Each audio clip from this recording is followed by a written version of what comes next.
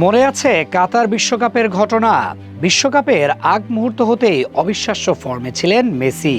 রোনালদোকে খুঁজেই পাওয়া যেত না, বেঞ্চে বেঞ্চেই দিন কাটত তার। এরপর ইতিহাসের সেরা ইন্ডিভিজুয়াল পারফরমেন্স উপহার দিয়ে দেশকে ৩৬ বছর পর বিশ্বকাপের শিরোপা এনে দেন মেসি।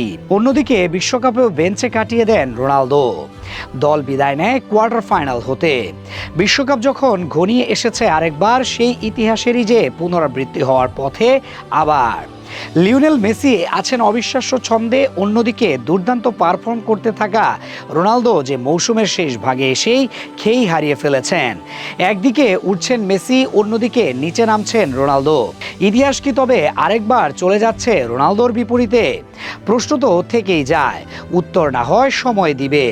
তবে বিশ্বকাপের আগে এমন ফর্ম যে দুশ্চিন্তার, চলুন একটু নজর দেয়া যাক দুজনের সাম্প্রতিক পারফরমেন্সের দিকে।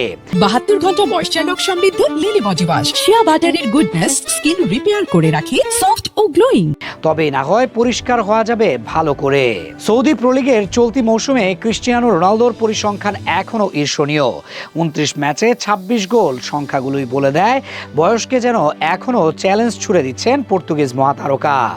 পুরো মৌসুম জুড়ে আল নাসরের আক্রমণ ভাগের প্রাণ ছিলেন তিনি, কিন্তু মৌসুমের সবচেয়ে গুরুত্বপূর্ণ সময়ে এসে যেন হঠাৎ করেই থেমে গেছে সেই পরিচিত গোল বন্যা। শেষ 4 ম্যাচে সব ধরনের প্রতিযোগিতা মিলিয়ে মাত্র 1টি গোল, আর শেষ 8 ম্যাচে করেছেন কেবল 4টি।